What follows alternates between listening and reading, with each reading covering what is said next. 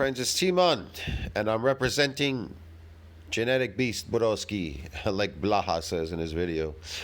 Well, I'm going to react to the gym lifting, recruiting, fitness, gear slave himself, Blaha. Blaha says, pros and cons of training.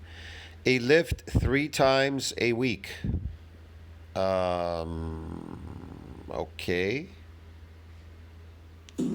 Hey everybody, it's JasonBlaha here, representing JasonBlaha Strength and Fitness, and I thought I would chat with you guys. The question is, why do you need to train 3 times a week? Why? What is going on there exactly? What are you training, and why 3 times a week? And what is happening to your body if you train 3 times a week? And gals, a little bit about the perks or benefits of training a lift 3 times a week, but a quick reminder, if you guys will please click like down below. So we know that, okay, lifting, right? You go to the gym, you guys are lifting, so you're moving your extremities, your back, your chest area, whatever. But, so what's the difference between lifting weights and walking with a heavy weight? Lifting and walking, what's the difference? Well, one, you're moving your extremities, right? And the other one, you're just walking with a heavy weight. But the goal is hypertrophy, right? That's the goal, right? People will say that's the goal. Like Milo carrying a bull while it's growing, and he keeps putting it on his back while it's growing. So he's putting a bull on his back while it's growing, but is Milo growing? That's questionable. I know that protein synthesis needs to exceed that breakdown regardless whether he carries that bull or not. If it doesn't, he's not really going to see much going on there on his body. Now, I don't know how old he was carrying that bull. If his growth plates hadn't closed, he's still kind of growing. So whatever he's consuming, I don't know. It could be allocating the very little resources, shuffling it to his muscles. I don't know. But then that's going to mean that the resources are going there and not in his growth, like him growing up. So I don't know.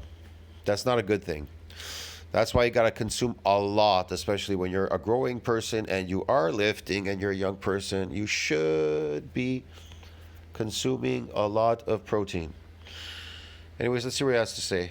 Be greatly appreciated. If you're not subscribed or following, please do so. And if you'll be kind enough to drop a comment down below, I would appreciate it. Thank you so much. So when I make this statement and I want to discuss these benefits, I want to be clear. There's always a trade-off. Yeah. Right? There's no free lunch. And so I'm not saying that this is the best, that this is the way. So again, people interpret it that way when I try different approaches or discuss them. Oh, he's saying this is the best. No, I'm not. It's not what I'm saying. There are pros and cons. Now, the real obvious one. What I'm saying is this. If you are lifting weight, then really it should be only once a week. Now, if you're walking with a weight, well, disrupting the cell, you could do that every day, really, technically. But muscles that are damaged, that's different. Has to go through a remodeling. I think this should stand out immediately of the negative before we discuss what you can get out of this. You're going to be more prone to overuse, okay? In other words... Yeah, that's what happens when you come in often. So even if it's beyond that one time, you're coming in 3 times a week working your body, well, that's overuse, and you're not really accomplishing your goal by breaking down proteins consistently. You're not building, but you're a consistent breaker. You are bench pressing or squatting 3 times a week is a advanced lifter. Not talking about as a novice. All novice programs have you do that. You are at a higher risk of overuse problems. You're at a higher risk of inflaming stuff, beating stuff up, eventual overuse injuries if you're not careful. Okay, so we do need to be aware of that. Overuse injuries. Okay. Yeah. Powerlifting is the worst means to try to create a nice physique, like, you know, muscle and a bunch of stuff. It's terrible when it comes to that. Powerlifting, you're gonna look terrible. Right, the total weekly loads tend to be higher on a set for set basis. In other words, powerlifting is just like that guy walking with the weight. He's walking with a weight trying to get hypertrophy. Milo the Bull, Milo. But if you're looking for a nice looking physique, then definitely bodybuilding should be your goal. I mean, bodybuilding really is just, it's not about aesthetic.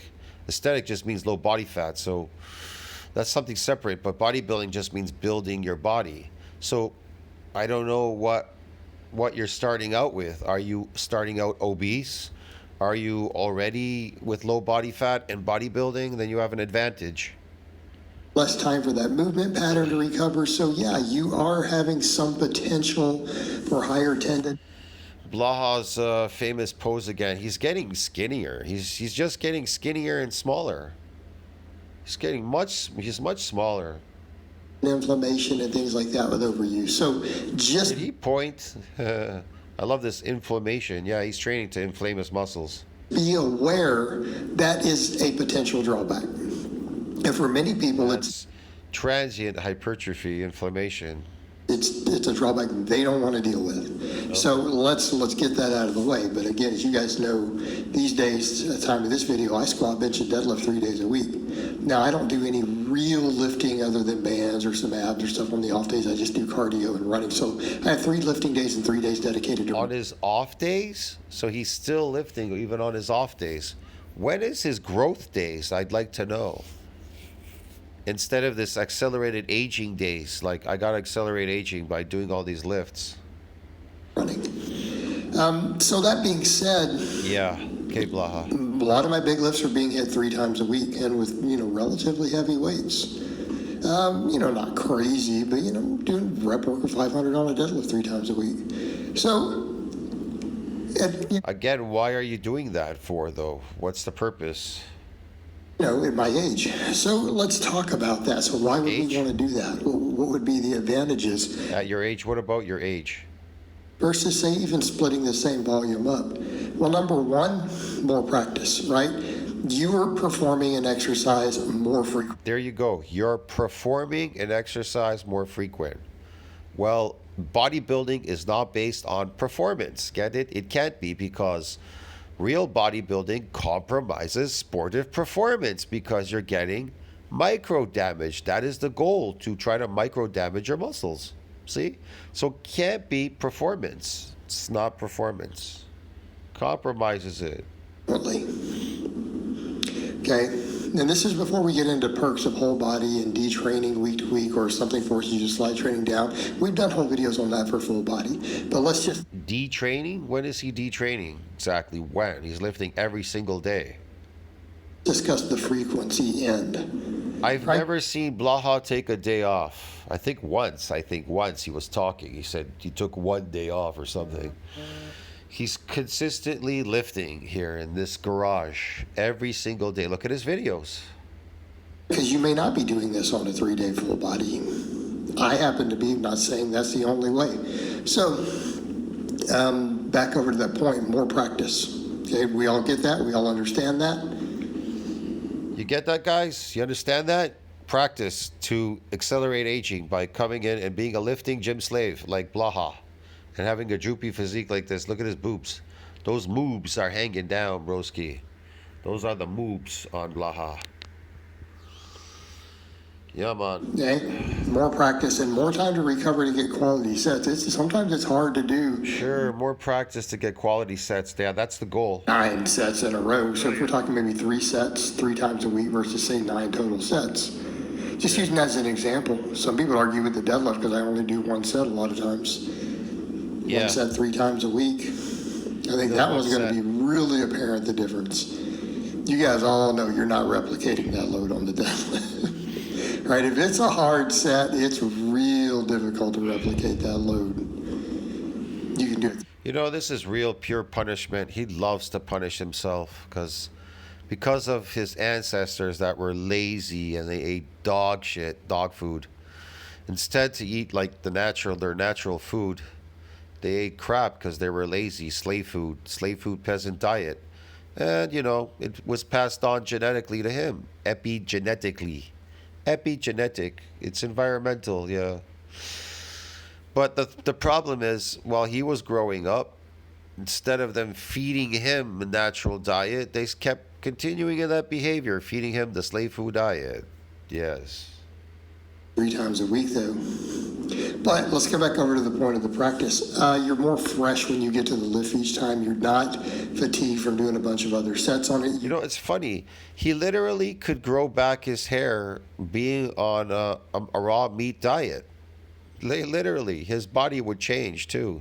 The composition, everything. He'd look so much better over time. Like over time, and eating a raw animal-based diet and coming in this garage and lifting, he would look so much better, Blaha. It's crazy. This is like it's like he's trying to defeat the purpose by eating more peasant slave food diet basket with his food stamps. And then he tries to come in and lift so much often. If he would just lifting less, right? But on the day, putting in the effort and focused on eating raw animal food, he'd completely change. He'd look so much better. He'd be so much stronger, so much better, everything. His hair, like I said, his hair may even grow. His hair most likely would grow back. But this just defeats the purpose, what he's doing here. And a lot of people out there are doing that. They are defeating themselves before they even got to the gym because they become gym lifting slaves and they eat the slave food, peasant food diet. Yeah. You can get really high quality sets in it because you're doing them frequently. That motor pattern is just not detraining, right? This allows you to get really good on motor patterns, detraining, okay. The neural drive aspect. So that can't be discounted. I mean, perfect example. You do heavy deadlifts 3 times a week. I love the title where it says pros and cons of training a lift 3 times a week. Well, what are the pros? There's no pros. What are the cons? You're going to accelerate aging and look like Blaha, especially on the peasant slave food diet and lifting this lift 3 times whatever a week. Yeah. You are going to train neural times a week. You are going to train neural drive and strength, like the You are going to train neural drive and strength? No, you're going to train neural drive. Strength is when you gain more muscle fibers. Yeah. neurological side is going to be through the roof. You're going to be peaked real fast on almost everything. That's about all you're going to get is the neurological, yeah. Because of the neural drive from that big lift. But we also get the practice of the exercise, especially if it's fairly heavy, right? We're not talking about doing really high reps when we say this. Now you start talking 10, 12 reps, form to grades, it's not the same exercises. You're not getting the same practice that we are when we're talking about lower reps. Now some of the... He's kind of like, what do you call that, skinny fat? He kind of looks skinny fat, eh? Look at him. Yeah, he's definitely shrinking. He's just getting smaller and smaller. Something's going on here. Other benefits will still come from high reps. Neural drive and technique, not so much. Like doing a 10 rep. He definitely doesn't look anything like Alex Leonidas. Have you seen Alex? Let's go take squat. a look. Let's take a look at Alex. So take a look at Alex Leonidas. He's definitely changed a lot since his last videos. Look at this. In today's sequel on Happy Delt, I'll be explaining the best ways to get the most out of your lateral raise. He's looking like that guy that owns Zoo Culture. I forget his name. He's the guy that's on steroids, the owner of Zoo Culture. He kind of looks like him now all of a sudden. Ha ha. Last time the focus was on power raises, whereas today it's a complete... All right, let's take a look at some of his poses. Sorry, I couldn't really find it. I forgot which one it was. Generally believe they're pushing a lot of bad reductionist takes, and they're turning off the exact lifters who least need to hear that right now. Yeah. I've been wanting to talk about this for months. It's been bottling up inside of me, and I can't take it anymore. And it's not just me. Some of the big... You think Blaha can ever look like that? biggest names in this industry who, by the way, are science-based and big on biomechanics are fed up too. That's when you know it's gone too far. For reference, Jordan Peters, who's extremely... Jordan Peters, I don't know. He's going to do a front by. ...upon or properly understood, and that haven't been confirmed by outcome-based studies, which is going to be a huge theme of today's video. It's all mechanistic speculation. Meanwhile, what's already been proven to work... Like, I'm not saying this is... You can achieve this naturally, but did Alex achieve it naturally? See what I mean? Blah's physique looks natural. He says he's on steroids. keeps getting trashed on without Well, a kind of trashy, natural physique he has, Blaha. of context arguments, as if hypertrophy is the only training goal that matters. It is. That matters. It is. It is the only goal that matters. At this point, it's almost a meme. It is, because it's based on all of that. So he's talking about his old lifts. So anyways, there he is posing. Looked at it like, okay, I'm Remember this? overloading. I'm maximizing the way to stretch, and we got super thick and strong while doing. It got super thick and strong. Yeah, okay. Let's go back to Blaha. So, anyways, it's hard to compare. He's really young, Alex Leonidas, but yeah, look at Blaha, bro, from the side pose. Sarcopenia. He's suffering from sarcopenia. So like doing a 10 rep squat, it does not train you to do 1 to 3 reps in terms of the technique. It just doesn't. So again, so that we understand that, all right? Yeah, so okay, we understand that. that's going to be that. Yeah. Next thing, how about total workloads? Okay. Holy We shit. all know that if you split Look how the red his neck is. Did you see that? The fuck? same volume across 3 days versus say 1, you're going to do more weight set per set, rep per rep. In other words, your 3 rep sets, your 5 rep sets, even your 10 rep sets. You If it jiggles. guys already see where we're going with this. Yeah, I see where you're going, yeah. 3 sets of 3 even on a deadlift versus 1 set of 3 times a week, you're going to move more total weight. Okay. You start talking 3 sets of a big exercise versus spread out over the week versus 9, you're going to lift a heavier weight. You're going to get more workload, more tonnage for your total sets. Okay. If you spread them out more. We all know this. Right? This is more total potential for workload. Right? This is a good thing. Is it? Okay. It's a good thing, yeah. Right? This is a good thing. Sure. Yeah. Could be some hypertrophic benefits to that. There's definitely going to be a neural drive and neurological benefit to that because we're moving just heavier weight in general. Okay. Ever tried an on? Just heavier weight in general. Right. Okay. But you see where we're about to go? There's neurological benefit because we're moving a heavier weight. Whatever. The overuse end. We're moving heavier weight in general. So we talk about the negative with the overuse. That's a big driver. All right. What about the muscle growth? We can make those cases for improved muscle protein synthesis. That's up in the air. I've seen people We could for more improved protein synthesis, but there's nothing to synthesize because you're not eating the proper food or eating enough. say, oh, well, this meta-analysis debunked that and this other, but we have all these other studies showing the individual, and then we still have some studies showing the benefit. Like, this is still a point of contention, even in scientific literature. Okay? Whatever. But there's still a general trend in some of the literature to show slightly better muscle growth from those higher frequencies with the volume split up. There's definitely data supporting it, particularly Really? Oh, okay. because intraset workouts, there's a limit to the amount of muscle growth we can stimulate per workout. Stimulate per workout? There's a limited amount that you could stimulate per workout? Because workouts don't stimulate muscle growth. They don't stimulate muscle growth. They break down proteins. What will stimulate muscle growth? The buffet. Get it? You dumbass. The buffet. Because I think people forget that. The training does not cause us to grow. It sends a signal to the brain. No, really? The training doesn't cause us to grow. It causes you to break down proteins. To cause us to grow, right? The whole model of muscle damage being a driver of hypertrophy has been very heavily debunked, even by science. Oh my God, here we go again. It's been heavily debunked, bro. What is he talking about? Muscle damage. Muscle damage is just like breaking your legs to grow them longer. You're breaking these fibers so that they can grow in series and in parallel, myofibular growth. All right, but what's going to grow it? The buffet is going to grow it. The buffet.